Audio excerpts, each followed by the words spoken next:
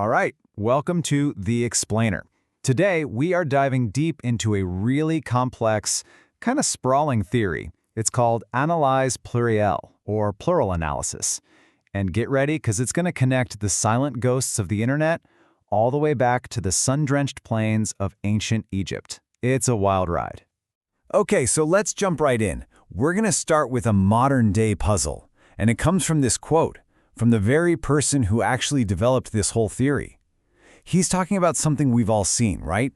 The commenters on his YouTube channel. But for him, they aren't just anonymous users. No, he sees them as a really critical symptom of the world we live in today. In that observation, the idea that our digital world is just filled with these silent, numbered presences, well, that's our gateway into this entire theory. It all hinges on this really profound question. What can these digital ghosts actually tell us about the deep, hidden structures of our civilization and maybe even our own minds? Okay, first up, voices from the void. Let's start right there with that symptom. We're talking about those strange, silent, totally anonymous interactions that, let's be honest, define so much of our lives online. So what happens when, after years of just speaking into a void, the void finally speaks back? So the details here are really fascinating. Picture this. For 70 sessions, there was just remarkable silence. Then, all of a sudden, 3 comments pop up. And they're all from completely empty channels. No identity, no history, just a username. They exist only as an anonymous label, or as he puts it, a number. Now, he doesn't just dismiss this. He actually sees it as clinically significant. He even compares these disembodied comments to the strange, impersonal voices that a famous psychiatric case, Daniel Paul Schreiber, said he heard. It's a huge comparison to make. Okay, so if these digital ghosts are the symptom, what's the diagnosis? What's the underlying condition? Well, the theory proposes that our very sense of who we are, our self, has been fundamentally re-engineered in the age of AI. So the argument goes like this. We've moved beyond the classic psychoanalytic idea of the divided self. That concept of an internally conflicted person. The theory says we're now in the era of the partitioned self. It's a whole new state where our identity isn't one single thing anymore. Instead, it's more like a composite, a collection of disconnected digital traces. So what are these little identity fragments called? Well, the theory has a specific name for them, semblance. It's a concept that comes from Lacanian psychoanalysis, and it basically refers to a pure signifier or just an appearance. So in this theory, it's kind of like the modern equivalent of a meme, or maybe a token. It's the fundamental unit of identity in this new partitioned world. All right, now this is where the theory takes a really dramatic turn. It connects our modern, partitioned, digital self to a radical, and I mean deeply controversial, rereading of ancient history. We're about to make a huge leap here. So here it is, the theory's core claim, that the Atonist period of the Egyptian pharaoh Akhenaten, that's the repressed primal scene of our entire civilization. The foundational trauma that secretly structures everything isn't what we think it is. It's not in Greece or Rome. It's right there, in that moment. And just to give you a sense of how truly radical this is, the speaker tells this story.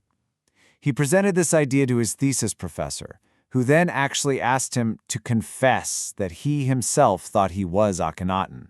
Yeah, the professor didn't even debate the idea. He went straight to questioning the speaker's sanity. That's how far out it seemed. So this brings us to what is maybe the most scandalous part of the hypothesis. It goes like this. After Akhenaten's monotheistic revolution failed, there was a huge societal collapse. The theory claims the real repressed event was a migration of the Hittite people to Greece, where they basically inverted their own identity. So the biblical Hebrew Exodus? The theory frames that as a simulacrum, a kind of screen memory that signifies the real but repressed Hittite migration. So how do you even approach reading a myth this way? Well, there's a model for it. You start with Freud's ideas on crowd psychology. Then you add in Brunelleschi's laws of artistic perspective. Then you layer on top of that Lacan's super complex optical model of the self. And then you take this whole combined framework and apply it to ancient myths, like, say, Helen of Troy. The idea is that this reveals a hidden structure of simulacra, of rivalry, and all these transferences happening right below the surface of the story. All right, Section 4, Identity as Incorruptible Code. Because this doesn't just stay in the ancient world. This is where it all circles back and connects that ancient blueprint directly to our most modern technologies, things like genetics and the blockchain. And this table really lays out the connection. Think about it. For identity, in the ancient world you had the name, your lineage. The modern analogy? Our nominative DNA. For memory, they had myth, the simulacrum. What do we have? The blockchain. And for the subject, the individual, they had the voiceless oracle. We have the anonymous user. It's a direct line. And this isn't just some abstract idea. The theory argues for something very urgent today, what it calls the nominative conservation of DNA.